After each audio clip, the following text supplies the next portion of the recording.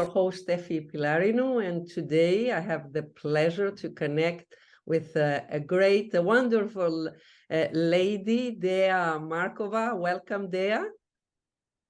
Thanks, Efi. Thanks for having me. Hi, everybody. Dea is a very special lady because she's into, I guess, risk intelligence with regards to policies, and especially focused in crypto, digital assets, digital finance, Web3. We'll have the opportunity to talk about your background. You are a managing director at Forefront Advisors? That's right, correct? Yeah, that's right. Tell us briefly about your background and your focus area. I know you also have what I would call a quasi-academic presence, in the sense of, research in the markets and research in academia. So tell us briefly about that.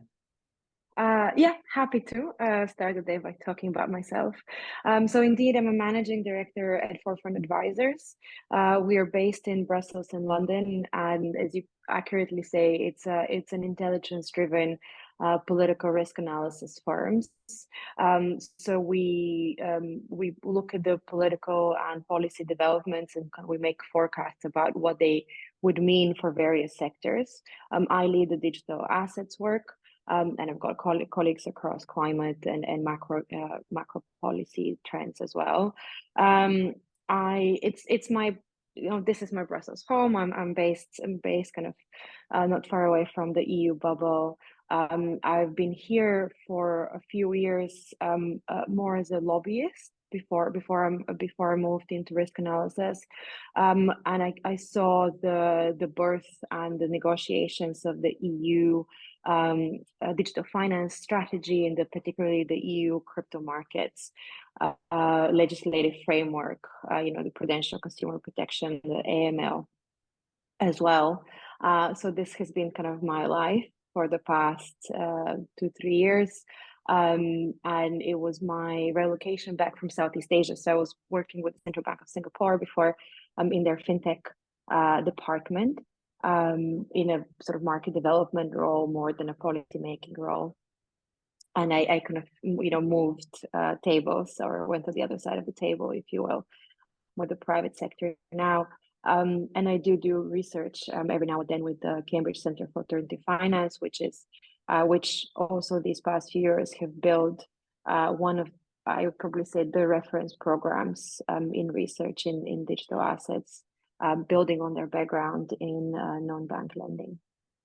So you do have a global perspective. It's not like you focus only on EU policy. It so happens that there is currently a focus on it with the digital euro, I guess, and the digital pound and everything. But your perspective and the Forefront Advisors' perspective is global. I try to not be myopic. So my work at the moment, my client work covers the EU, the UK, but we always keep a reference point around the globe. I mean, Southeast Asia, I think, is a kind of unavoidable reference point, or shouldn't be avoided rather, in these policy developments. I think there is sort of a bit of an old school narrative that suggests that, policy written in Brussels or in London that gets copy pasted around the world. To a large extent, this is true, but I think that there are increasingly reference points outside of Brussels and London that choose, particularly Singapore, chooses to do policy in a very purposeful way, and their system allows them to do it, to kind of have to have a coordination between the different actors that perhaps is difficult to replicate elsewhere in the world. So in my opinion, when it comes to regulating sort of forefront issues like digital finance or AI, or digital assets, indeed, their policymaking environment, actually, it's easier to come up with rational policies, let's say, when you're organized this way than when you have a lot more cooks in the kitchen, like we do in the European Union or like they do in the US, for example. Yes. Well, I mean, our discussion today, I wanted it to be concentrated more on the digital euro and maybe the digital pound, but because this recording is actually done just after the weekend of the shutdown of Silicon Valley Bank, and maybe we publish later, I do want to touch upon this issue. And I understand that you have been thinking about how this incident, Silvergate and Silicon Valley Bank, may affect crypto policy regulation thinking at that level. It would be wonderful if you could share some thoughts around that topic with us. Yeah, happy to. I mean, there are still kind of initial reactions, and I'd say I look at the world with a more of a longer term lens. So there's been a lot of market commentary about what might happen to the banking sector, to interest rates. This is not my expertise, so I don't want to speculate. But what I do think about and what my team kind of looks into is how these kind of policy developments, as much as we can see them and anticipate them at the moment, what they might mean for the policy dialogue going forward. And to me, there are kind of maybe four things that are top of my mind at the moment. Firstly, I've seen and reported over the weekend how the banks that are vulnerable, so Silicon Valley Bank, Signature, maybe they're vulnerable because they're startup banks, because they're crypto banks. I'd probably put this sentence the other way around. I think the digital assets industry and the startup community has been vulnerable because their holdings are so concentrated in a few banks. And that, I think, kind of gives rise to a whole host of questions that we haven't seen, or I haven't seen regulators really ask themselves. So firstly, requirements of custodians. If you read the European framework, it's called MiCA, Markets in Crypto Assets Regulation.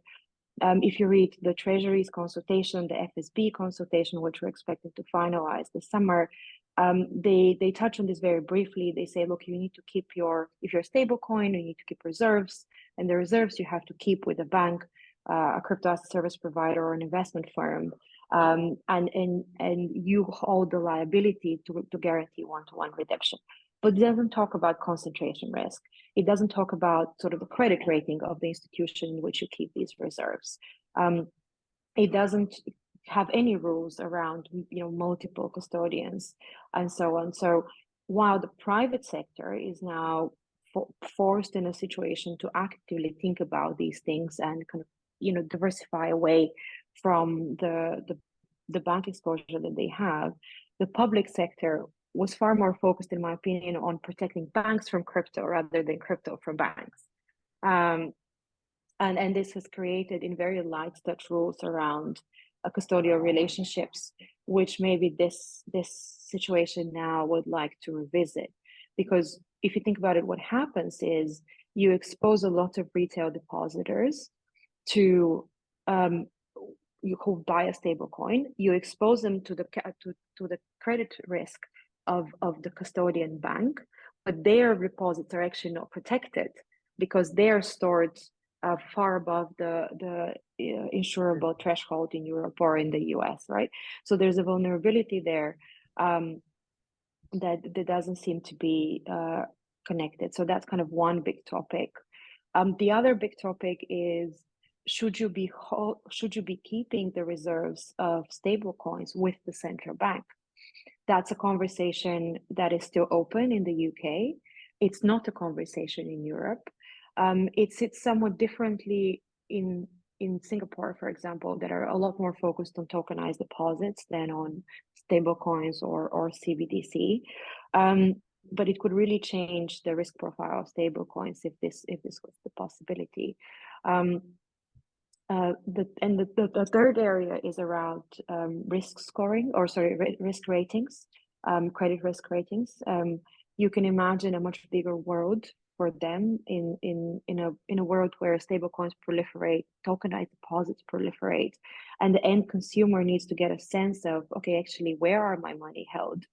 and who might go under, and what am I exposed to? You can imagine a credit risk agency having a bigger role in creating transparency around this. And maybe the final thing on my mind is, and this is more of a broader fintech topic, Silicon Valley Bank is so important to the start of the tech community in the US, because like in many other places around the world, it's hard to open a bank account if you're a startup, if you don't have corporate history, it's harder still if you're a startup in digital assets. So there are banks, and there are tools usually in a market that would put their hand up and bank this community. And that creates a concentration risk for the community, which I think policymakers have been relatively not comfortable, but they haven't really done much about it, let's say. And it's been an issue for a number of years now, all throughout sort of the bull markets of both fintech and crypto assets.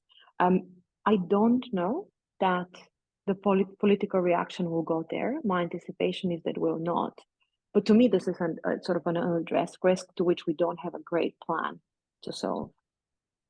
Yeah, so I guess I'm hearing from you that this challenging phase in the banking industry, this crisis that, and a lot of media are asking, is this a Lehman moment? Is this a Credit Suisse moment? All these sort of parallels and so on. In any case, it is a moment that really is calling for us to rethink and ask many honest questions versus just blaming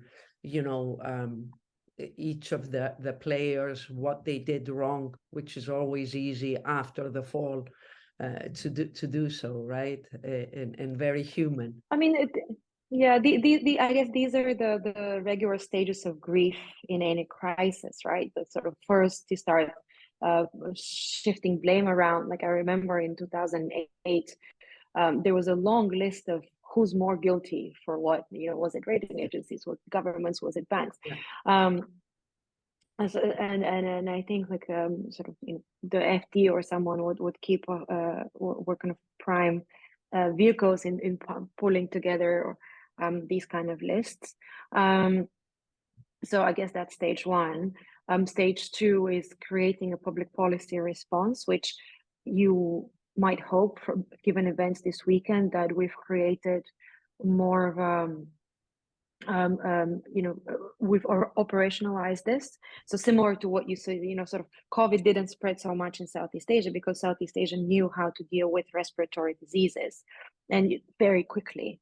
And similarly, you're seeing the Fed reacting to potential contagion over in a 48-hour window, which was a much bigger window in the 2008 period.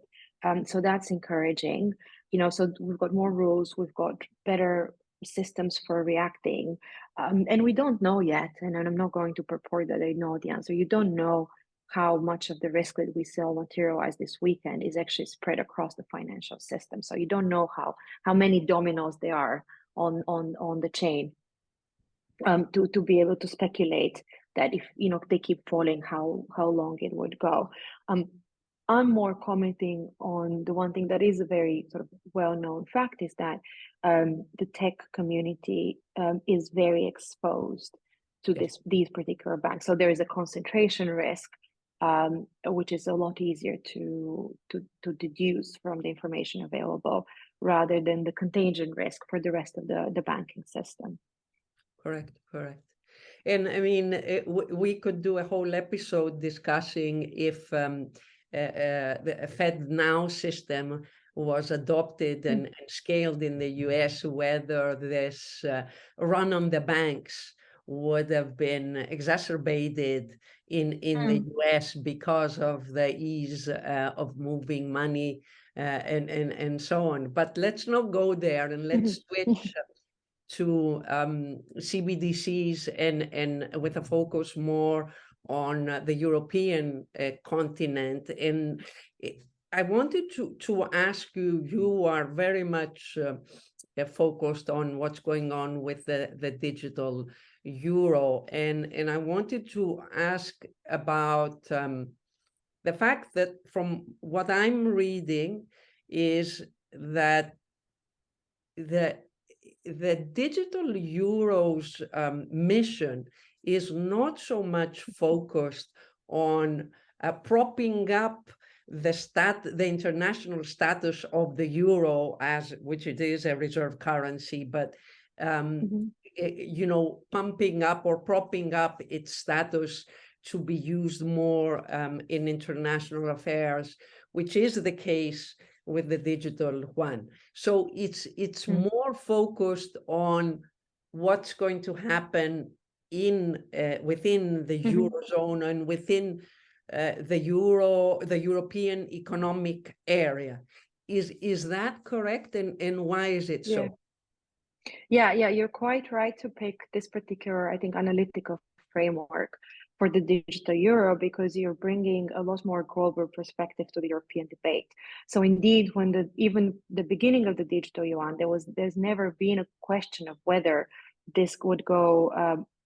This would focus on cross-border transfers. It's very much the agenda. It's actually one of the reasons why we have a digital euro discussion or a digital pound discussion, for that matter, is because there is this risk from other government stable coins becoming more available to our markets. The digital euro, however, it's a very protectionist agenda. It's very sovereignty focused. It exists. It has political momentum, specifically because it promises to protect European payments and European payment systems from issuance and in both the creation of and the movement of digital money created or moved by non-European entities. So whether those entities are sort of private sector, sort of the usual Libra argument. So whether they're private stablecoins, whether they are foreign governments stablecoins, or I think something maybe much more obvious when you're sitting in Europe than outside, because it's also there. I think the European Central Bank was for years concerned that Europe's money are moved on rails that are not headquartered, let's say, in Europe. So this is the card schemes. And it saw an opportunity in the digital euro discussion to create a product that goes that doesn't rely as heavily on these rails. This is a long-term European pipe dream. There were other initiatives in the same space. Europe tried to create a cross-border sort of European scheme, which it didn't succeed. And I'm not saying this is the right sort of policy, objective, or I'm not even convinced that that's the right way to risk manage European payments. But for the European Central Bank, there are kind of two things about them. They're worried that our rails are non-European, and they're fundamentally less concerned about being an active player in a tokenized future. Those two concerns, they drive the design of the digital euro. For example, let me pause so here. Dea, are you saying that the European Central Bank is more open to a world with tokenized rails? What does it mean? No, quite the opposite. So I'm saying that they're not so concerned about making sure that the European digital money are a competitive player in a tokenized environment. Put bluntly, there is a very strong sort of view against tokenization in the design of the digital euro. It's a policy choice that hasn't been finalized yet, but the European Central Bank and the team there, they started very heavily from the beginning saying, we're not going to rely on blockchain to issue digital euro, at least not in the beginning. We can't rely on this technology. We've never tested it in this at this scale at which we're thinking. We're going to have an account-based system, and so a lot of the community kind of asked in return, well, okay, what are you going to do with your account-based token that you don't already do with the existing digital payments in the European Union? And the only answer is that it creates an opportunity for the ECB to kind of start moving digital payments or incentivize the movement of digital payments on rails that are not owned by American companies. And then that's a much stronger policy intense in that sovereignty point is a much stronger policy driver than the ambition to create a digital euro, which is a competitive payments vehicle for tokenized markets. That's why you don't see them talk about cross-border, as you say, and the international role of the euro. That's why you see such sort of opposition to tokenization. The tokenization debate is not finalized. I don't want to make it sound like it has, but there is a very big camp in Frankfurt that is not that is opposed to it. Oh, thank you for that. So you took us on a journey of how and why, what is the culture, if you want, or where they're coming from. And where they're at today in terms of their thinking. I mean, I have many questions when I look at the design. I understand that merchants are not supposed to hold the digital euro. Why is that? What does it mean? Like, is it? I mean, I'm starting to think, is it like a flow? We use it like I mean, with Bitcoin on Lightning Network, there's a camp that says, okay, I don't care about the price of Bitcoin versus the dollar. I'm using it as a transfer of value, right, on the Lightning Network and so on, and it works, right, for that purpose. Is this similar? When I'm hearing yes, although yes, although I think, like, half the European Central Bank would probably jump up if you say that what they're building is similar I understand. to Bitcoin. So that would be a very unpopular comparison. But I think so. One of the other design considerations is to make sure that the digital euro doesn't create a systemic risk for the banking system. So they want to make sure that Europeans are not, merchants or retail customers are not incentivized to keep deposits in digital euro, because the digital euro is the direct claim on the central bank, which means that as a holder of it, you can say, well, hang on, let me keep my money with the central bank. I trust them more than I trust commercial banks, and therefore it might foreseeably, it might imaginably erode the deposit base of commercial banks, and therefore create all sorts of problems for lending and so on in Europe. So this is a very highly undesirable outcome, and therefore you see all these restrictions. For example, their current design plans are that a retail customer only has one digital euro wallet, and there's a limit on how much you hold in that wallet.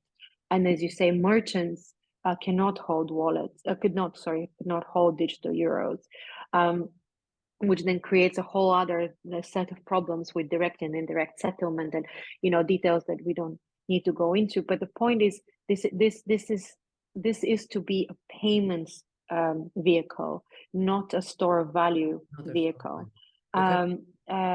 So not because it's not going to be equal 1-to-1 to a euro, but because they don't want anybody to be taking money away from the banking system and putting it into to protect the commercialization of the commercial bank money, yes, and of all the authorized financial intermediaries.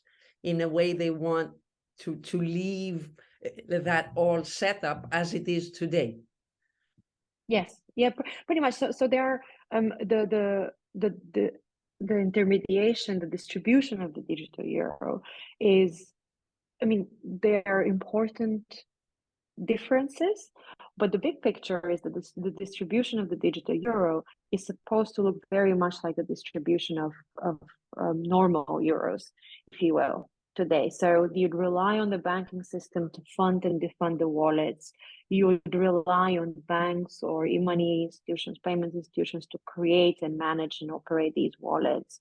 So there are some real questions about what does this mean for sort of at point sales, acceptance, whether you have it on cards, whether it's account-to-account payments. I mean, these are all sort of the interesting details which become really important when you start thinking, who's going to pay for this digital euro, who's going to make money out of this digital euro.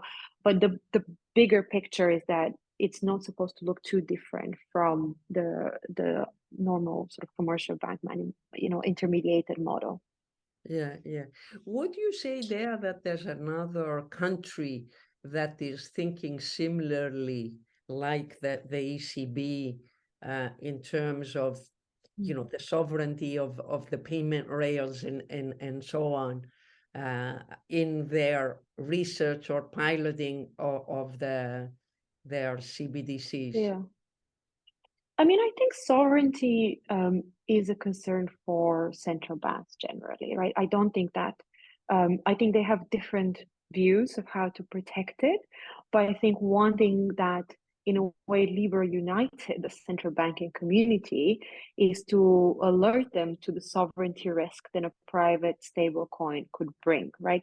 Right, whether this concern was right or wrong, it's a separate matter, but they went on this global tour, and they basically just rang a bell around the world saying, hang on, someone who is not even an obliged entity in your territory might take away some of your responsibilities. Now, there is difference to how this sovereignty is protected. So for example, in the UK, there's also concern with alternatives. There's also concern with particularly non-domestic stablecoin, sort of foreign government stablecoin issuers. But there's less of an obsession of politically of replacing the card rails with like UK-born infrastructure.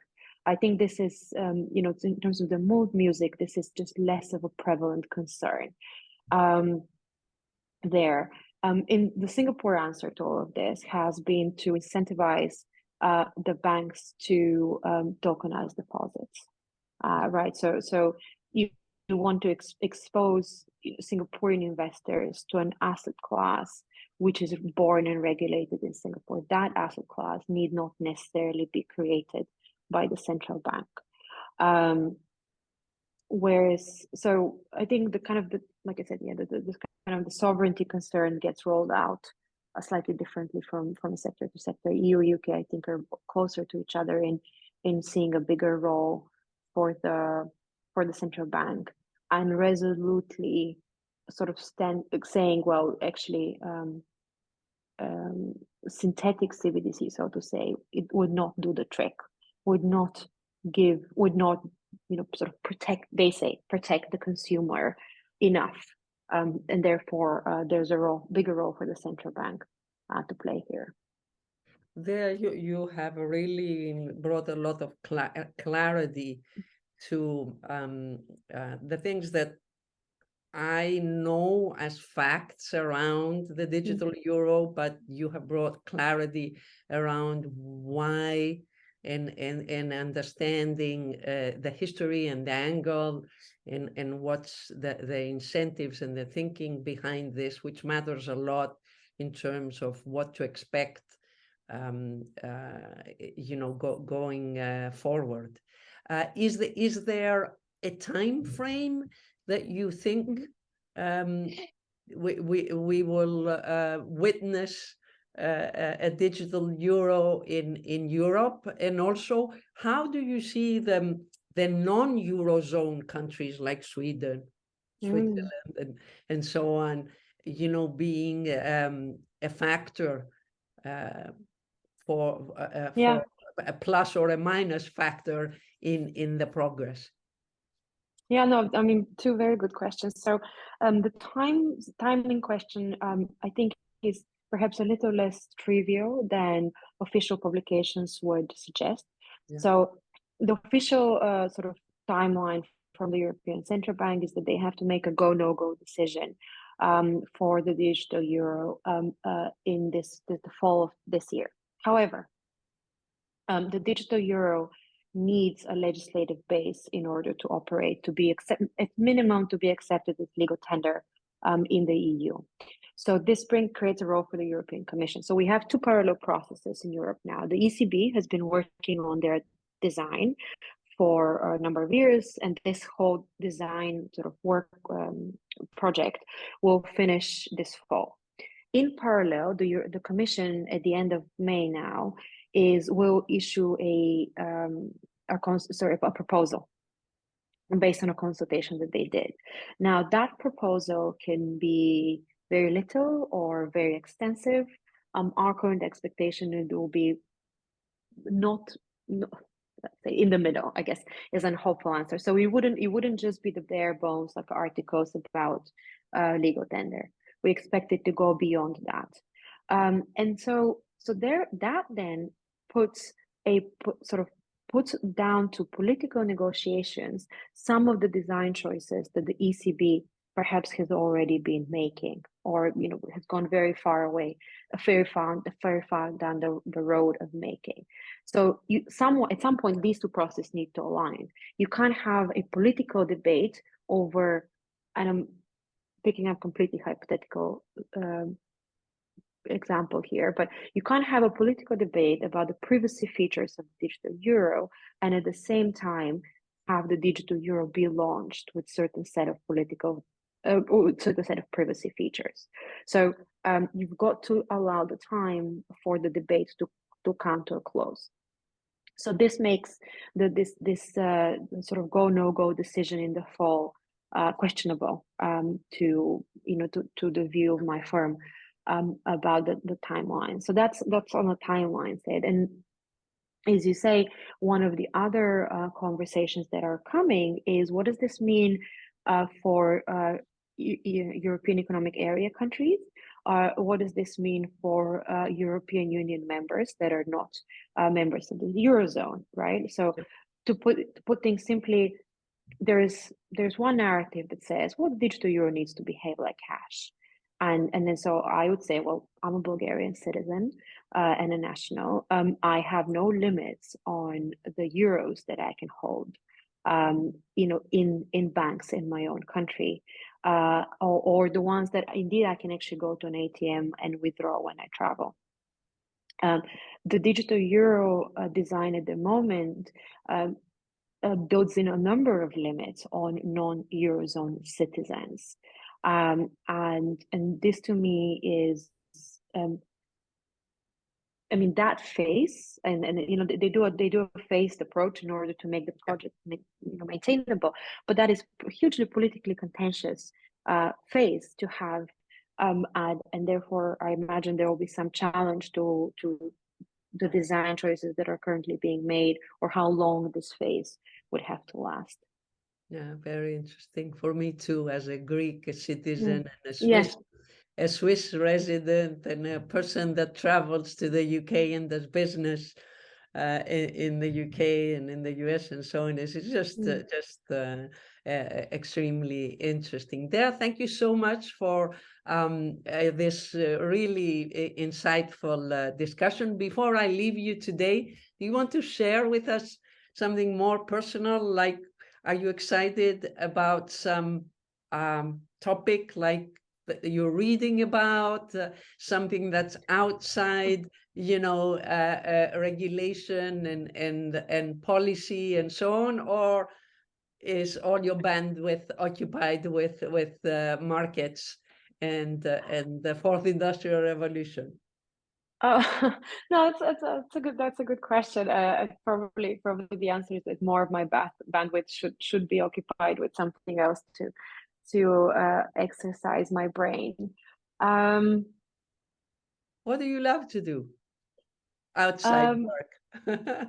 I'm ocean surfing, I guess. That's I mean, maybe this is where I can connect the dots, right? So someone recently kind of gave me this metaphor, which I'm now going to steal without giving him credit for it.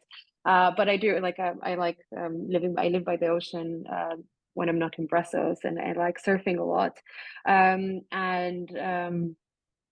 The metaphor that someone shared with me was that, you know, policy making is a little bit like surfing in that you've got to be prepared to catch a wave, right? And so there are times in which you can put forward smart ideas, and then there are times in which you can need to hold on to them because you just don't have the right environment to be heard. And if you connect this to, let's say, crypto policy making, there was a somewhat more nurturing environment during the bull market, right? Even if there were like hype and all these negative things that people say about it, but in policy making terms, it was easier to make the argument that this is a sector worth protecting, and it's kind of innovative, and you've got huge retail exposure to it. Now that we're in a bear market, you know, perhaps anticipating too many new policy developments is a dangerous ask, because they will be because they will be done through a negative lens, and it's difficult to imagine this negative lens shifting unless the market sort of recovers. We know, which would put some onus on the private sector to kind of self-regulate and self-protect in a way. But this is let me